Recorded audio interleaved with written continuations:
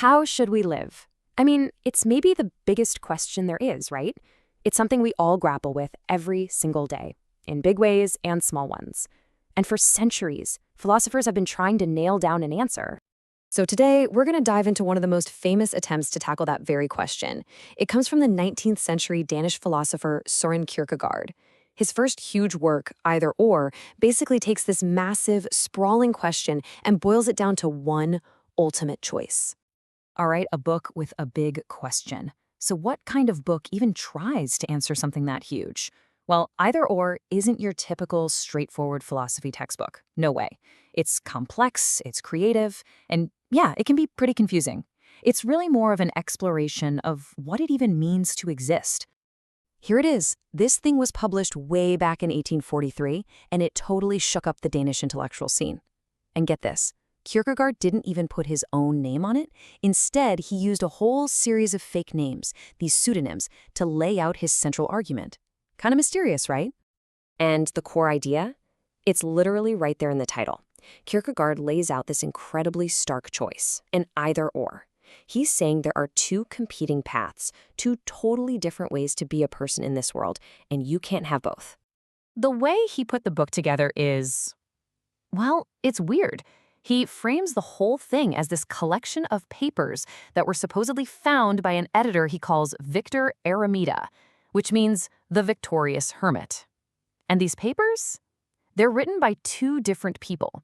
A guy he just calls A, who represents one way of life, and another guy named Judge Wilhelm, who argues for the total opposite. Okay, let's talk about the life of pleasure. We're going to start with A, the mysterious author of the first part of the book. He's the guy who champions what Kierkegaard calls the aesthetic life. And if you had to boil that down to one word, it's pleasure. Yeah, boredom is the root of all evil. This one line pretty much sums up the aesthete's entire philosophy. For him, the absolute worst thing in the world, the one thing you have to avoid no matter what, is just being bored. Life has to be this constant flowing river of new, interesting, and fun experiences.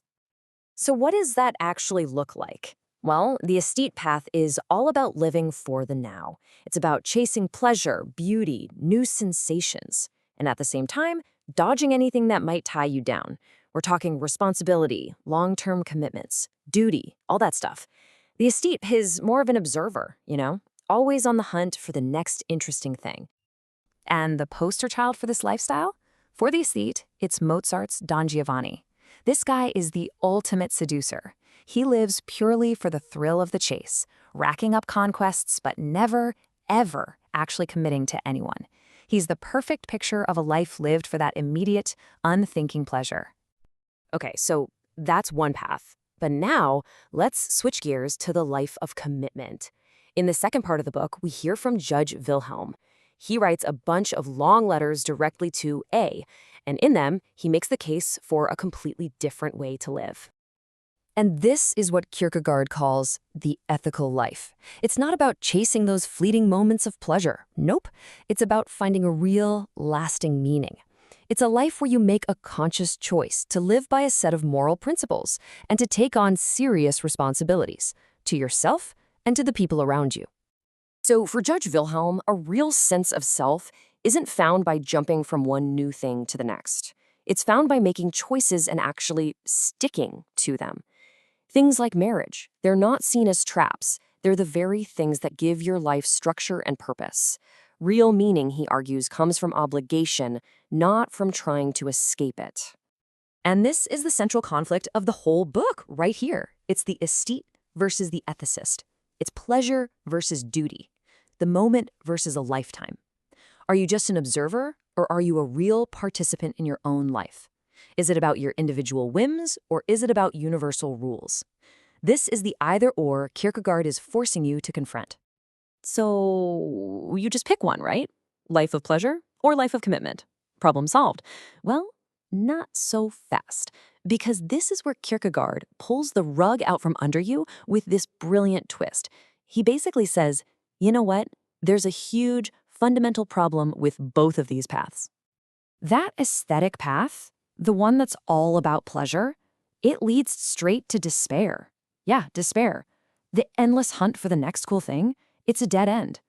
Eventually, The aesthete realizes that one pleasure just feels like the next one. Without any real commitment or meaning, life just becomes this empty, dizzying void. But wait, the ethical path isn't the perfect answer either.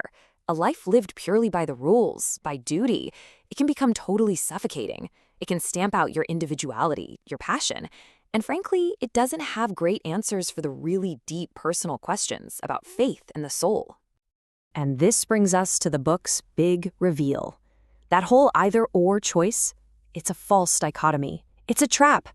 Kierkegaard sets up this perfect, dramatic conflict between pleasure and duty, only to tear it down and show that neither one on its own is enough to build a truly meaningful human life. So if the choice is a trap, what do? Where do you go from there? This is where Kierkegaard starts pointing us towards something that's beyond that simple either-or. He only really hints at it in this book. He'd dig into it way more in his later work. But he points to a third, higher stage of existence. He calls it the religious. And this isn't some middle ground between pleasure and duty. No, it's a completely different level of being that goes beyond both of them. Now, it's super important to get what this means. The religious stage isn't just another set of rules or an easy answer to all your problems. Not at all. It's something deeply personal, a subjective relationship with the absolute. It requires what Kierkegaard would famously call a leap of faith, a commitment that goes beyond pure reason. So in the end, either or leaves us with this massive shift in how we see the problem. Maybe the real lesson of the book isn't about what path you choose, but how you choose it. It's the passionate, all-in commitment of the choice itself that actually forges who you are.